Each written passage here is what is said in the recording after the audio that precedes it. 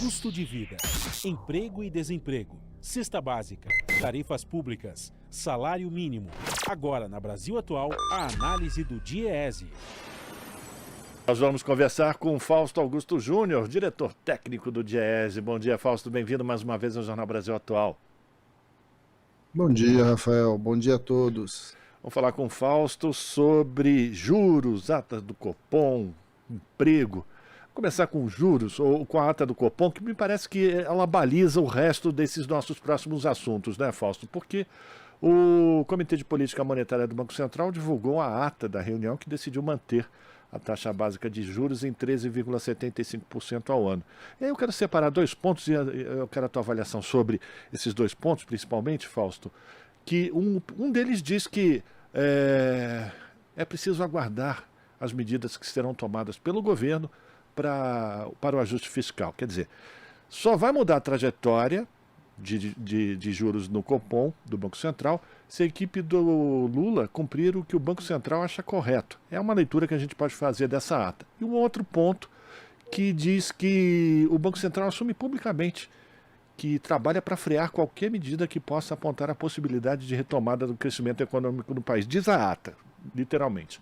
O Copom segue avaliando que a desaceleração econômica em curso é necessária para garantir a convergência da inflação para as suas metas, particularmente após o período prolongado de inflação acima. Por fim, notou-se que as perspectivas de crescimento econômico não mudaram significativamente no período recente. A desaceleração da atividade econômica e o maior aperto nas condições para a concessão de crédito seguem dentro do esperado, segundo o Banco Central. Ou seja, a única meta que o Banco Central é a redução da inflação. Não importa se ele matar a economia com isso, né, Fausto? Sim, bem, a ata do Copom, ela de certo modo jogou água aí no moinho da discussão entre a equipe econômica do governo e o Banco Central chamado aí autônomo.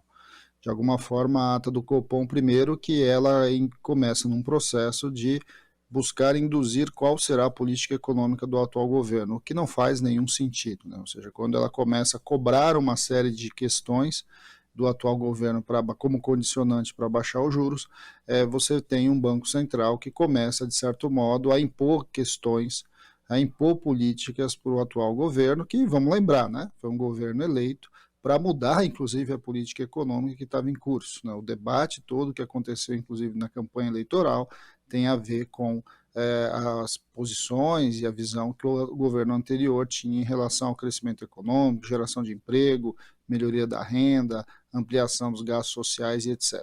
Então, o que a gente está vendo aí, de certo modo, é, por meio do Banco Central, a busca da permanência das políticas anteriores do ministro Paulo Guedes. Eu acho que isso é bastante grave e a gente precisa, enquanto sociedade, estar sempre se posicionando e olhando uma vez que a gente não pode esquecer que o atual presidente do Banco Central foi escolhido pelo governo Bolsonaro. E onde estão os indicativos disso nessa ata, né? Primeiro, esse debate sobre a questão fiscal, que é um debate que já está colocado. O atual governo, inclusive, já anunciou e deve muito provavelmente anunciar hoje o novo arcabouço fiscal, mas ao mesmo tempo que a gente vê, então, é que o Banco Central tenta se antecipar e tenta cobrar do governo uma posição do ponto de vista da questão fiscal, o que não faz lá muito sentido, porque não é tarefa do Banco Central discutir a política fiscal. A política fiscal, ela é basicamente tarefa da Fazenda, tarefa do Ministério do Planejamento. Então, essas são duas questões ali no meio. A outra questão que chama a atenção do ponto de vista da ata do Banco Central é a questão que ela coloca em relação aos gastos referentes às políticas dos bancos públicos na concessão de crédito. Quer dizer, o Banco Central antevê a ideia e deixa um alerta, inclusive, na sua ata, que caso os bancos públicos ampliem a questão do crédito, provavelmente isso vai significar uma temporada de juros mais altos, porque reduz a eficácia da política monetária em esfriar a economia. Então, só aí a gente vê duas questões muito claras, assim, que o Banco Central procura induzir a política econômica de um governo eleito, e o que não faz o menor sentido. Vamos lembrar, é sempre importante a gente lembrar é que o Banco Central tem sim a busca da estabilidade econômica, da garantia da estabilidade da moeda, mas também é parte importante da sua atuação a garantia do crescimento econômico e a garantia da geração de emprego e renda. Isso está lá na lei, inclusive, que criou a autonomia do Banco Central, ou seja, a atual diretoria não respeita, inclusive, a lei que foi definida para a sua autonomia. Chama atenção esses parágrafos, né, Rafael, que você lê, que você coloca para a gente aqui, que em relação a como que o Banco Central está operando. Está operando, sim, para esfriar a economia, porque na avaliação deles, a economia brasileira está aquecida e esse aquecimento, em especial do setor de serviços, puxa a taxa de inflação para cima. Primeiro, vamos lembrar que a taxa de inflação está muito aquém da inflação quando a taxa de juros chegou no patamar dos 13,75. Nós estamos com a inflação girando abaixo aí, dos 6%, caminhando para ficar abaixo dos 5%. Vamos lembrar também que a principal motivação para a alta dessa taxa de inflação tem sido e foi, ao longo de todo esse período, os preços vinculados à alimentação de um lado e a preços de combustíveis de outro. São questões aí que estão também em transformação nas políticas do atual governo. Em momento nenhum, a ata do Banco Central trabalha a possibilidade, e muito provavelmente deve acontecer, que com o passar do tempo, o impacto dos combustíveis e o impacto da alimentação deve caminhar e indicar uma inflação para mais para baixo. Ou seja, simplesmente há ali uma tensão com a atual equipe econômica e a ata foi claramente nessa direção. Esperava-se uma ata que, mesmo com a manutenção do 13,75, você indicasse para o mercado, indicasse para a sociedade um caminho para a redução da taxa de juros e não simplesmente um conjunto de argumentos para que, de certo modo, pressione o atual governo a indicar uma política econômica da qual ele não foi eleito para seguir. Vamos lembrar, o atual governo apresentou uma mudança do ponto de vista do projeto de desenvolvimento, e a mudança desse projeto de desenvolvimento indica, sim, uma série de atuações que passa por ampliação de gastos sociais, de um lado, passa por o papel de ampliação do investimento, passa pelo papel dos bancos públicos, que de alguma forma buscariam que o Brasil passasse a crescer mais. Bom, vamos agora a alguns reflexos dessas políticas que são políticas econômicas que estão sendo defendidas pelo Banco Central, pelo Comitê de Política Econômica. No mês passado, as concessões de crédito caíram 10,5% para as pessoas físicas e 8,1% para as empresas. Redução do crédito. No cartão de crédito, tiveram altas as taxas de 6,5 pontos percentuais no mês de fevereiro e de 28,2 pontos percentuais em 12 meses, alcançando 101,4% ao ano. Esses são os juros cobrados no cartão de crédito. No cheque especial, a situação é mais grave ainda. Teve uma alta de 6,3 pontos percentuais no mês, 4,9 pontos percentuais em 12 meses, indo para 137,4% ao ano. E em fevereiro, o número de empregos criados foi 31,6% menor que no mesmo mês, fevereiro de 2022. Lembrando que os dados desse CAGED, desse novo CAGED, se referem apenas às vagas com carteira assinada, e esse levantamento não percebe, não capta, né, os dados do mercado do trabalho informal, como é feito pela PNAD contínua do IBGE. Sua avaliação desses números, Fausto? Bem, Rafael, a questão do crédito a gente já está sabendo já há algum tempo que vem acontecendo, e isso tem a ver, claro, com uma postura e os impactos dessa taxa de juros. Bem, vamos lembrar, menos crédito, de um lado, significa menos consumo, em especial das famílias, mas também significa menos investimento. Menos investimento significa menos ampliação, menor ou não ampliação da capacidade produtiva do país.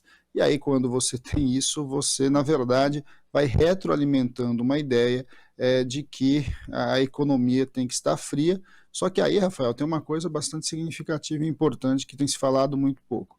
Convergência de taxa de juros muito altas durante um período muito longo inibe investimento, muitas vezes inibe o crescimento e muitas vezes significa redução da capacidade produtiva. Redução da capacidade produtiva significa menos produtos à disposição para o consumo e significa, num período ali contínuo, inflação mais alta.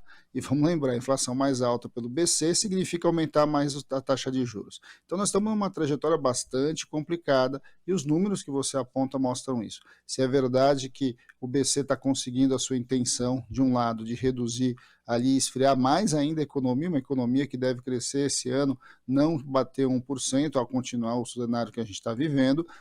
Por outro lado, o BC também está inviabilizando investimento. Inviabilizar investimento, inevitavelmente, no ciclo seguinte, pode significar mais inflação, porque você vai ter menos capacidade produtiva do nosso país. Do outro lado, a gente está vendo também isso com relação à geração de emprego. Nós estamos com uma geração de emprego positiva, isso é importante. É um mês que normalmente é um mês difícil, fevereiro é um mês que a gente está assistindo normalmente uma alta demissão, em especial dos empregos temporários, que foram empregos ali gerados no final do ano, começo do ano, e o fato de fevereiro vir com um número bastante expressivo é algo bastante relevante ainda. Agora chama atenção, no caso aí do CAGED, que esses empregos estão com uma taxa, né, de renda muito baixa, né? O que a gente está assistindo é um rendimento muito baixo de quem está de quem está sendo empregado, né? Ou seja, nós estamos assistindo uma geração de empregos que é uma trajetória que a gente já vinha desde o final da pandemia e que gera esse emprego, mas esse emprego normalmente são em funções muito mais simples, são em funções de remuneração mais baixa e normalmente remunerações menores do que os que estão saindo do mercado de trabalho. E aí chama atenção, Rafael, aí você vai entendendo um pouco como é que essa questão de juros vai pegando. A maior parte dos empregos gerados aconteceram no setor de serviço, e exatamente, vamos lembrar aí a leitura da ata do Compom, é exatamente esfriar o setor de serviço, que é a intenção do Banco Central. Então, quando você vai vendo uma confluência de política que vai inviabilizando. É muito provável que nos meses seguintes, a continuar essa taxa de juros, a gente vai assistir uma geração de emprego menor, principalmente no setor de serviço, que é do ponto de vista aí da geração de emprego e renda o mais importante, mas também o mais atingido pela elevação da taxa de juros. Bom, diante desse quadro todo, o que a gente chega à conclusão, né, Fausto, é que é necessário que o Senado Federal tenha que tomar alguma posição com relação à presidência do Banco Central diante dessas ações que vão contra o interesse nacional, o interesse que foi colocado e foi aprovado nas urnas de mudança da política fiscal do Brasil do presidente Lula, né? O Senado tem que se manifestar sobre isso, não? Bem, agora nós entramos nessa parte da política de como é que essa questão vai se desenrolar, né, Rafael? Primeiro que é importante que o Conselho Monetário Nacional se reúna, né? Ou seja, o Conselho Monetário tem a função de estabelecer a nova meta de inflação. Acho que esse é um dado importante. É muito provável que pelo menos está anunciado que no dia de hoje que o ministro Haddad deve anunciar e enviar para o Congresso Nacional o novo arcabouço fiscal, com a discussão do novo parâmetro fiscal do Estado. A gente vai poder ter melhor condição de entender como é que vai ser o investimento, como é que é a posição do atual governo em relação a pensar aí o futuro do Brasil, e de alguma forma, a partir disso, tem que se fazer o debate de como vai se organizar a política monetária. É importante que, a partir do anúncio do ministro Haddad hoje, se faça um debate muito sério na sociedade de que meta de inflação vai se estabelecer, uma vez que a meta de 3,5% não faz sentido na maior parte do mundo, muito menos em países emergentes e em países como o Brasil. Então, acho que esse é um dado que a gente precisa trabalhar e é um dado muito mais simples de ser resolvido, inclusive. Na outra questão, é importante que o Conselho Monetário indique claramente uma meta de crescimento econômico e uma meta de taxa de desemprego. Está previsto, é importante que isso seja colocado e seja cobrado do atual Banco Central. A partir deste momento, né, a partir de que você tenha um Banco Central que se recuse a buscar aquilo que o Conselho Monetário Nacional defina-se, aí a partir disso você precisa sim fazer a discussão sobre o papel da atual diretoria. Do ponto de vista do cenário político, a gente tem um caminho a fazer.